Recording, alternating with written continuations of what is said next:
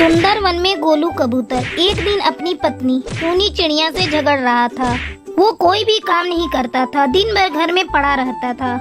एक दिन वो टूनी चिड़िया से शराब पीने के लिए पैसे मांगने लगा।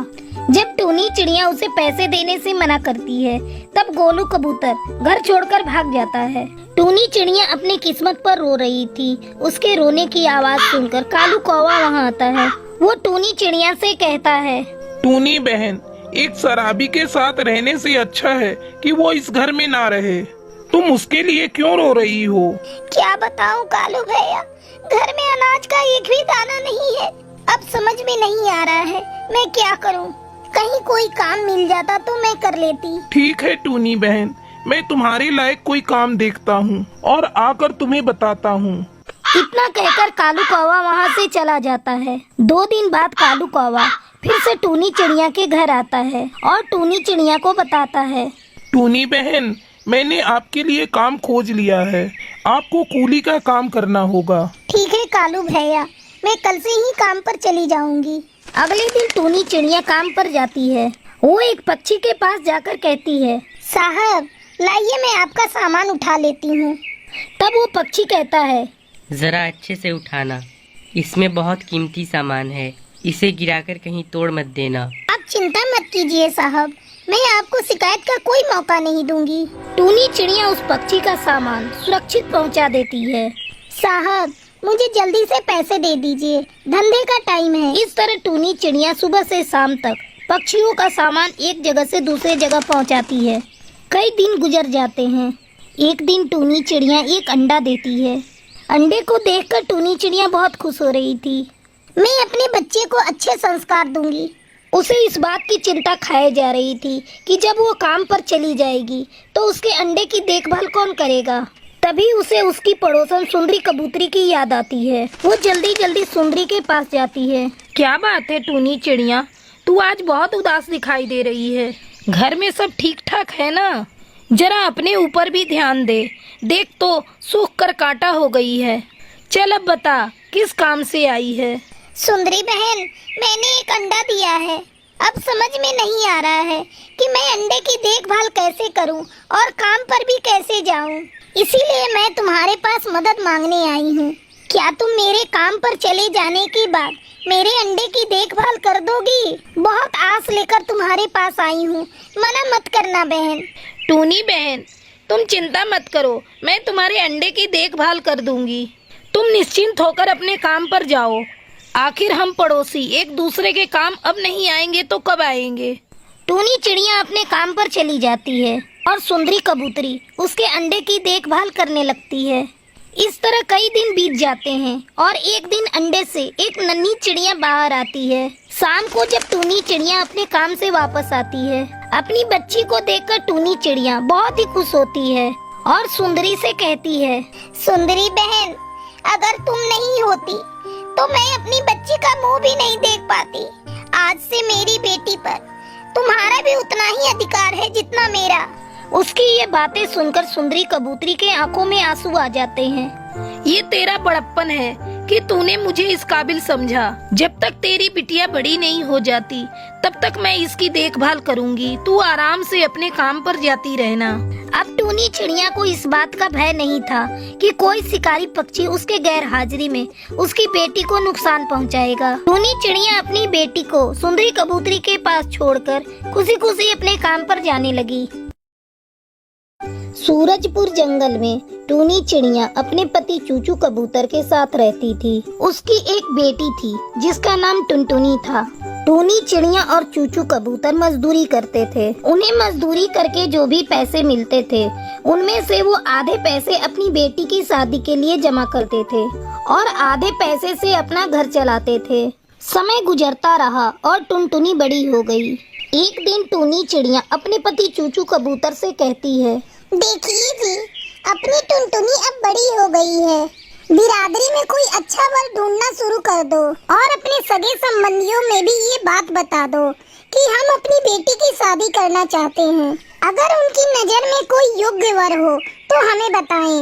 यदि हम लोग किसी को कुछ नहीं बताएंगे तो उन्हें कैसे पता चलेगा कि हम अपनी बिटिया टुनटुनी की शादी करना चाहते हैं। टूनी, तुम बात तो सही कह रही हो, लेकिन अभी हमारे पास इतने पैसे नहीं हैं कि हम अपनी बेटी टुनटुनी की शादी धूमधाम से कर सके, और दहेज भी तो देना होगा। इतना सब कुछ कहाँ से होगा? टुनटुनी के पापा, इस तरह हम लोग अपनी बेटी को कब तक घर बिठा कर रखेंगे? कुछ तो करना ही होगा। तुम ऐसा करो, साहूकार गोगो से जाकर कुछ पैसे उधार लाओ। धीरे धीरे हम लोग उसका उधार चुका देंगे।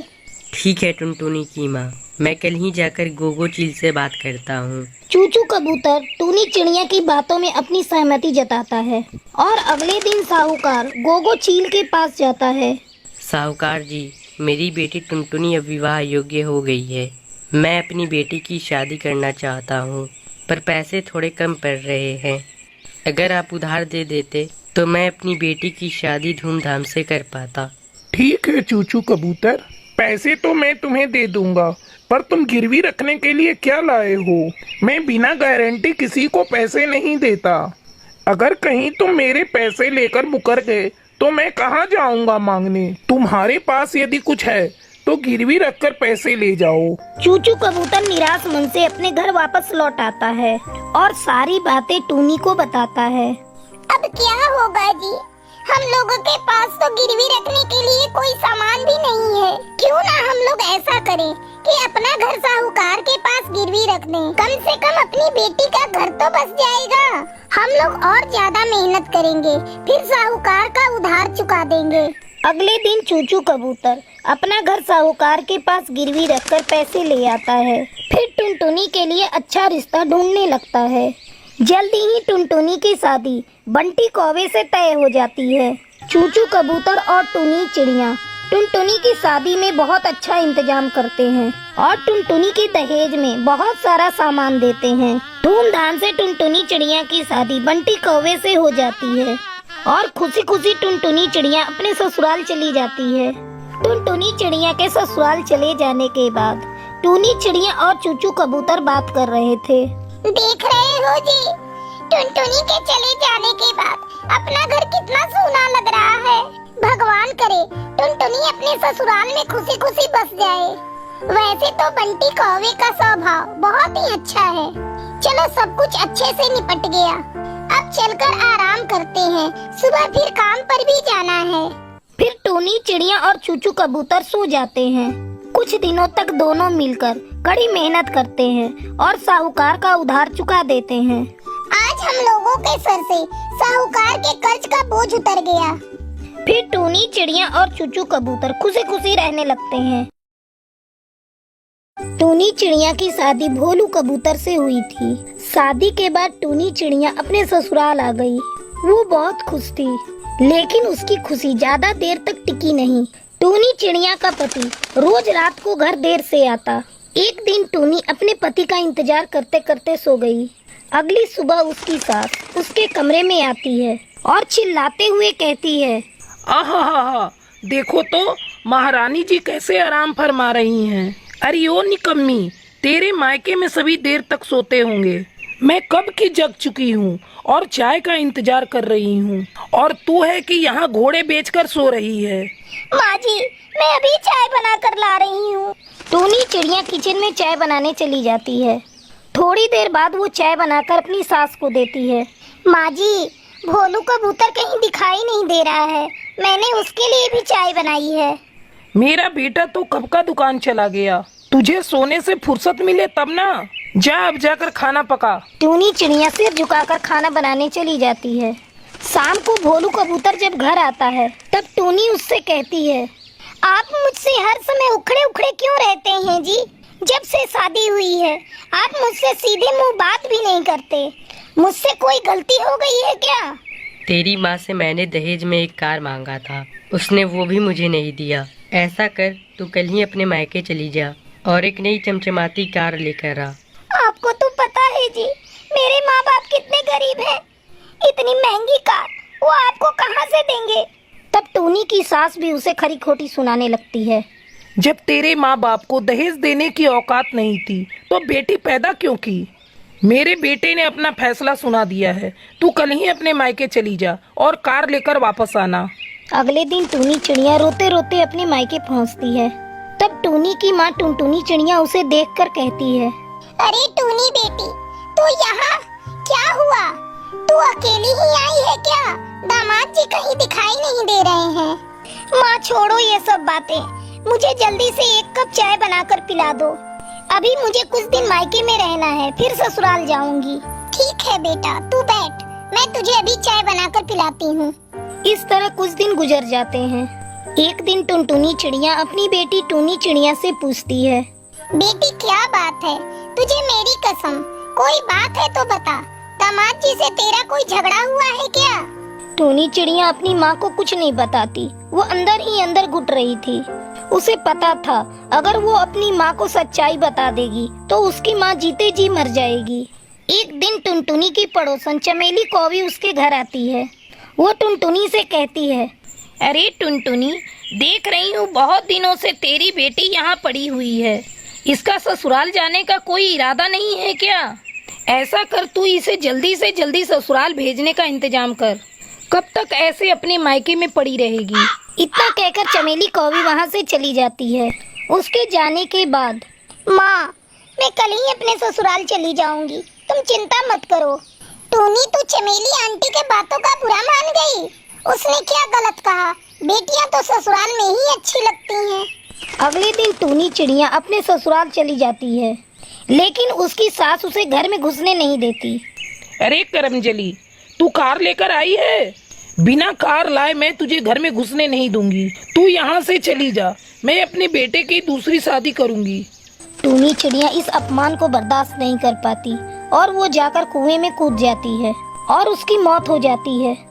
उसके मरने की खबर जब टुनटुनी चिड़िया को पता चलती है तब वो जल्दी जल्दी टूनी के ससुराल आती है।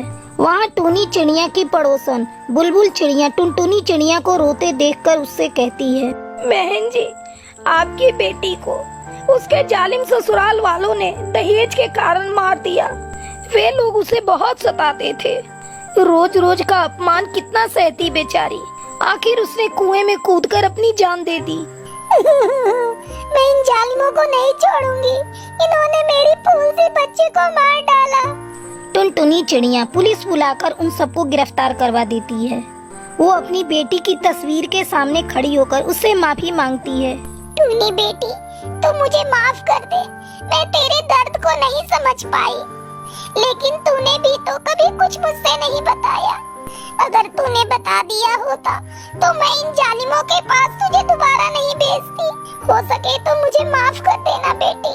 फिर टुनटुनी चिड़िया दुखी मन से अपने घर लौट आती है और किसी तरह अपनी आगे की जिंदगी बिताने लगती है।